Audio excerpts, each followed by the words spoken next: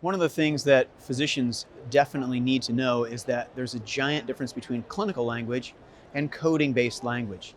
So for example, a patient comes to the emergency room and they have COPD and they're on home oxygen. Physicians need to know that that's the criteria for making the diagnosis of chronic respiratory failure.